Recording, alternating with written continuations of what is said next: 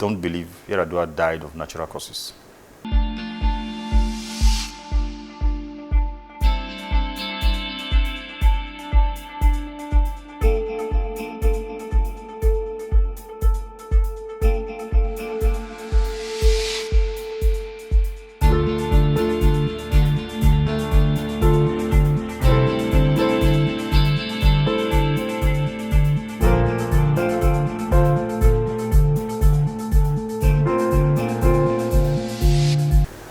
Welcome to Let's Talk About It. I am your host, Precious Linus.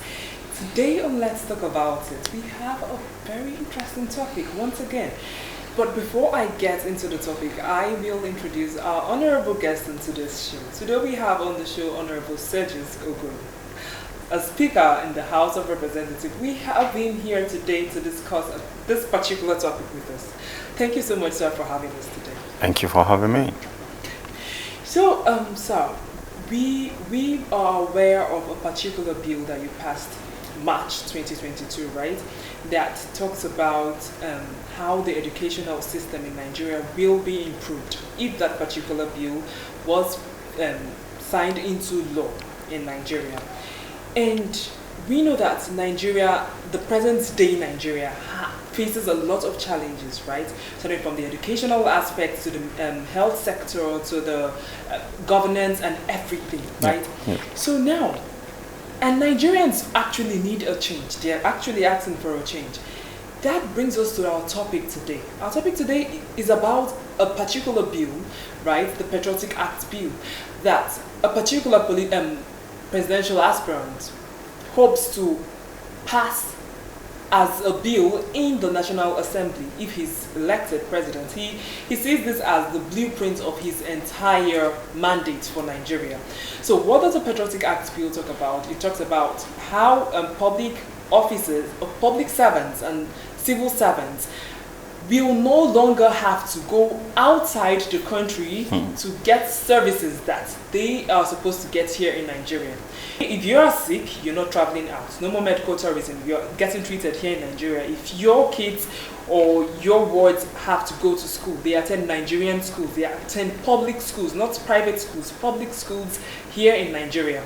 You as public servants cannot have boreholes in your house, private boreholes. It has to be the borehole provided by the government, right? So you as a public, and you've proposed the bill that is that has some clauses contained in this Patriotic Act bill. So from a lawmaker's point of view, how feasible do you think that this Patriotic Act bill is in the Nigeria of today? Well, thank you once again for having me. This is very interesting. These are some of the things I believe we should be talking about as Nigerians. But unfortunately, I do not think Nigerians are ready for these things. We just mouth, we pay lip service to some of these things. You say, everybody say, yeah. But I think deep down, people are hoping or believing that they will be in government tomorrow and they will enjoy these things. Or somebody is rising in the ladder, so he's going to get there tomorrow and I'm going to enjoy these things. But it's not enjoyment. Public office is public service. And the way we are going in this country, till we begin to take on some of these challenges head on, we are not going anywhere. So I am in complete agreement with this Patriot Act, and I believe it's doable, but we must carry Nigerians along. Otherwise, those that are enjoying it right now, we spin it in a way that will pit the public against whoever is trying to do this. Yeah. The number one thing why we are bleeding today in this country is because we are borrowing on our lust, like they say. There's enough for our needs, but not enough for our greed. So we are borrowing today, not just on consumption, but on our lust. I give you an example in the private sector. Check with the oil companies, maybe even the banks these days, the blue chip companies. When things are down, okay, I'm more familiar with the oil and gas industry. When the price of crude oil is down, or the activity slows down, They don't use the big hotels. They don't do trainings anymore. Their staff ordinarily will go overseas for trainings. When they travel to places like Abuja, Lagos, they use the big hotels. That period, when things are down, there's downturn in activities, they will go negotiate with the small hotels in Lagos and Abuja here, in the cities where they do business or where they visit for government business.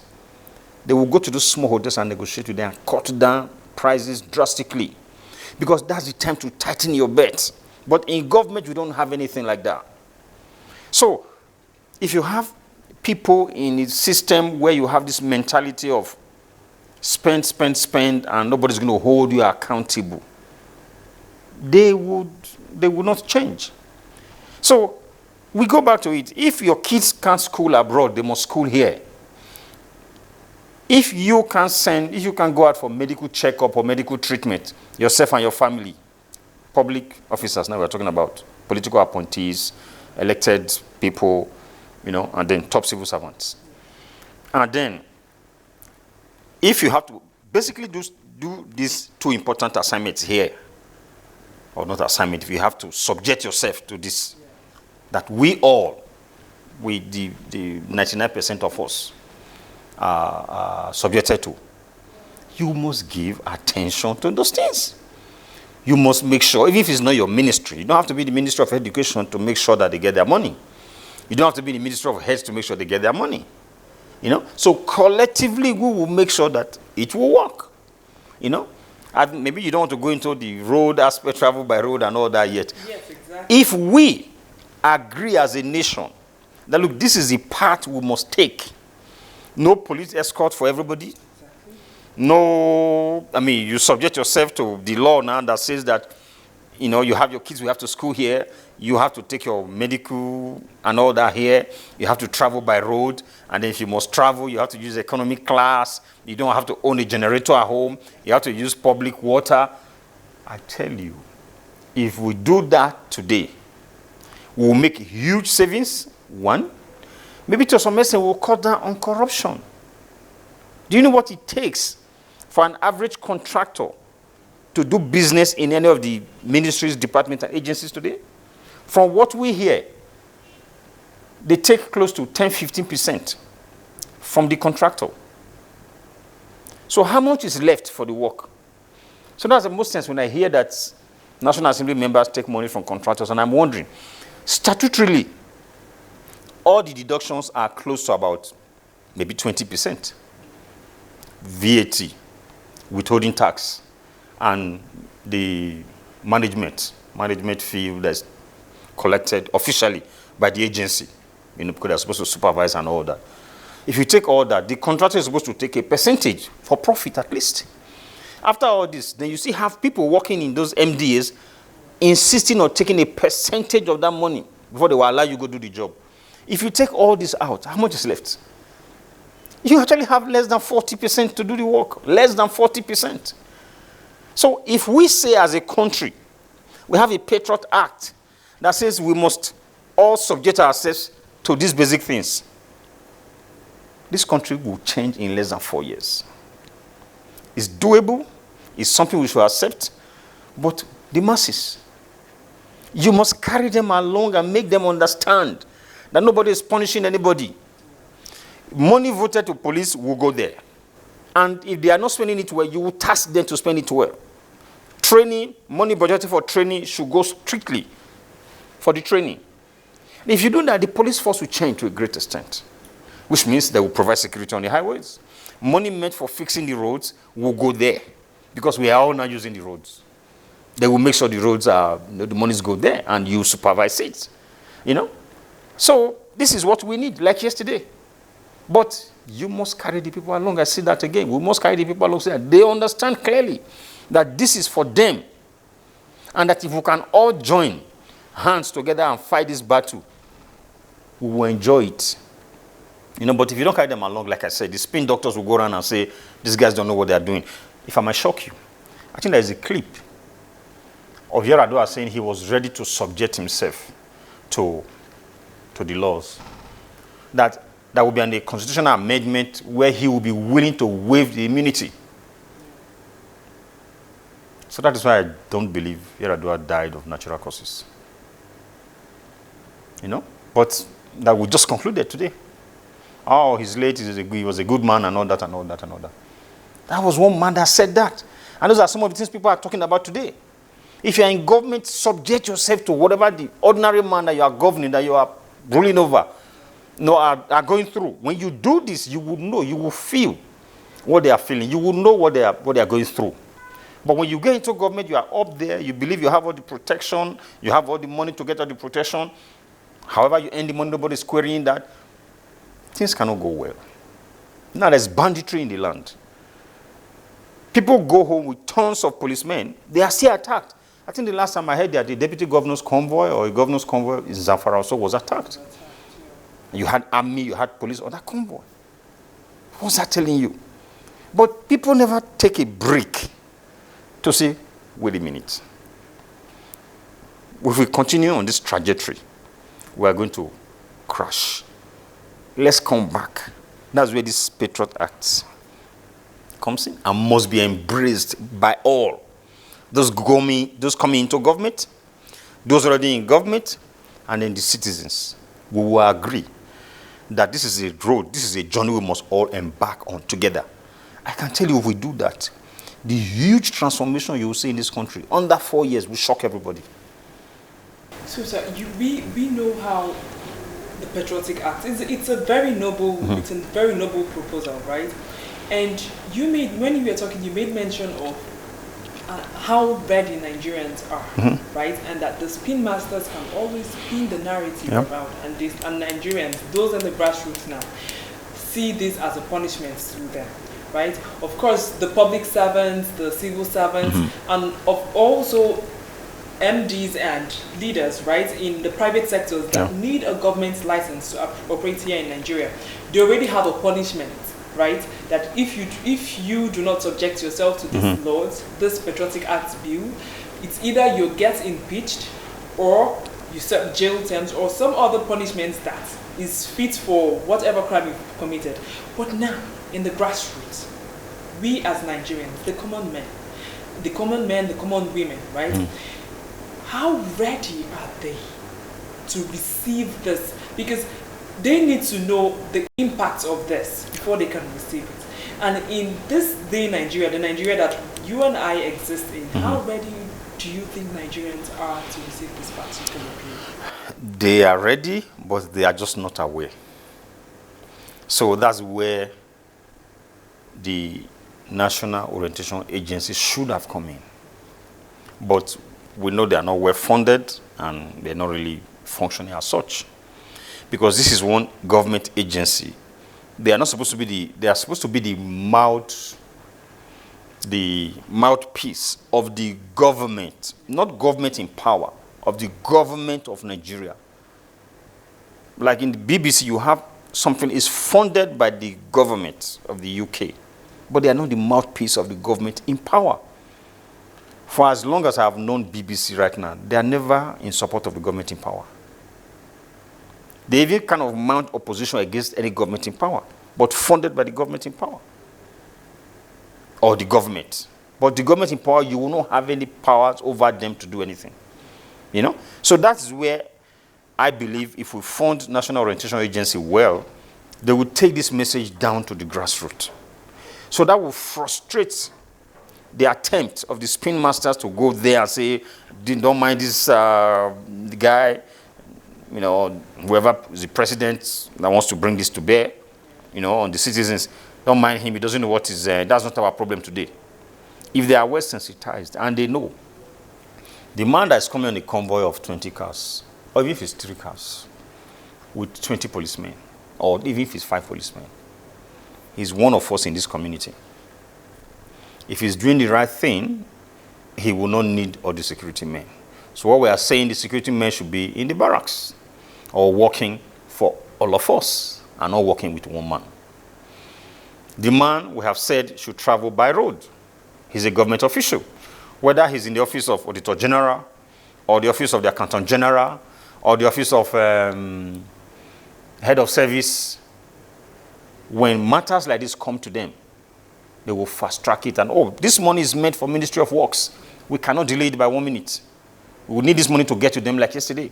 They are not taking a percentage of it. The whole money. So the Office of Accountant General should be asking, this money budgeted is not even enough, so we should not delay it by 1 day. Everybody will work together to make sure the system is working well. So if you don't carry them along, you will miss it right from there. They will be the same people that will be mobilized against the right-thinking government that will want to implement this. So it's key to sensitize them, conscientize them, let them know, explain to them clearly. If possible, in numbers. You would think those are parents in the villages don't understand. In numbers, explain to them. That if this happens now, that big man in Abuja, this law is saying he will not use his generator anymore. If you have light 2-3 hours in the village, and that's the number of hours he will have light, it will be the same for all of us. It's not a case of there's no light, generator comes on. Because we know if we do this, we will show more interest in this power we are talking about today. We are just paying lip service to it. Even the corruption we are talking about, we are paying lip service. So if we let them know this, they will buy into it. But that's the place to start. If we don't let them know this, the rural people, then the youths will be paid money to hit the street and to protest against this. And then they will kill it. So if we can carry this block, along to say, look, this is it. If they have a proper understanding on where we are going to with an act like this, everybody will buy in. And again, I repeat, if we get an act like this to work in this country, in no distant time, things will change. And people will be shocked. Because they know we have the potentials to be one of the greatest countries, not in Africa, but on earth. Not even talking about our natural resources, human resources. They know, the whole world knows about this. But it has to come from within. Until we sell it to our people, get a buy-in from them, and then run this race without looking back, we might not achieve anything. Okay, sir. So from a lawmaker's standpoint, what are the loopholes that you perceive in this Patriotic Act? If it gets into the National Assembly, what are some of the loopholes that you can see in it that might make it okay? It can't fly. It can be passed as a bill. Yeah, the first will be, you have said, if you are in public space, if you are a public servant, you cannot use a borehole. You cannot use a generator. You have to use public water. I am not living in government quarters. I'm living outside government facility. So if there's no public water there, how do I get water? You said I can't use generator. The area I am living in, there's even no public light at all. So those are some of the things I believe they will raise. So for us to get there, we may have to go back to putting them in quarters. That might be very expensive because we've gone beyond that. The Passenger Administration monetized this, So those are some of the things I can see. This act will be workable, or a bill will be workable, but those are the issues people will raise. It will not begin to look as if it's punishment. So is it punishment that I'm serving in government? People can even raise human rights issues. But if you have provided quarters and there's public water that is supplied there, it will fail, no doubt about that. But what we are saying, if it fails, well, maybe it's because those of you in government did not do the necessary things. That's why it will fail. Imagine the Minister of Water Resources lives in an estate provided by government. The Permanent Secretary lives in an estate provided by government. And same thing with the directors and all that. So if anything like that happens, it's going to affect them. They will not allow it to happen. That's what we are saying. But let it be that at least they live in an area where public water is available, when public light is available. But we are not saying if it's not available today, if people are queuing up to go and fetch water, maybe in a plant or something, you join them. Your children should join them. Yeah. So those are some of the things I believe those that do not want this to happen will first throw up. Just okay, it's punitive. It shouldn't be punishment for those in government. And then it also becomes a human rights issue. You are denying me of basic rights because I'm serving in government. Why should that be? Those are some of the things I see here. And usually those in government always believe they will be there forever. Especially even the Congress people, the legislators. But unfortunately, it doesn't work like that. I'm sure you're aware of the outcome of the primaries now, where I heard it by 170 something people didn't get the ticket. Now you are going to an election, so that's like half of just the House of Rep. I'm talking about the Senate. I think the Senate is even worse. You know? You are going into an election. So even the half that got their ticket might not even win. So my father who might have less than half of 170 something come back. You know, but like my bill, some of them that argued against it, that voted against it, we're very sure they will come back. You know, so, see, I said that then. Yeah, because you are not going to be there forever. So when you think about the people you are representing and think like a Nigerian, that you want this thing to work for the benefit of all, you will not bother whether I'm in government today or will not be, because someday you're going to be out of government. But unfortunately, people don't think like that when they're in government. They believe they will do everything to remain in government. Yeah, but you see, so imagine those are thoughts that, okay, it's not now that my kids are growing up that are about to go to university, you are saying that they should school here, when I'm probably going to be the next governor, when I'm probably going to be a minister, or when I'm going to serve the next 20 years in the parliament. And bang, suddenly they are not going to come back here. You know, you had the time to do the right thing. Then you missed it. So those are things I believe, you know, will work against the bill in the parliament. So as we're rounding up, I really want us to touch this angle. This Patriotic Act bill, Yeah. I'll keep repeating it, Yep. right? It's supposed to promote the spirit of patriotism Mhm, in Nigeria, Yes. right? That's selfless act. So now, how do you think a proposal and signing this particular bill into law, because I believe that this Patriotic Act bill is bigger than one man. Oh, yeah. Even if the particular candidate that wants this, that is working with this bill, Yes. let's say for instance that he doesn't win tomorrow, right? Anybody that adopts this bill can actually transform Nigeria. Yes. But then how do you think that this will actually promote patriotism in the political sector of Nigeria, within politicians? How do you think it's going to cause a chain reaction in politics, Nigerian politics? It will change the landscape, political landscape.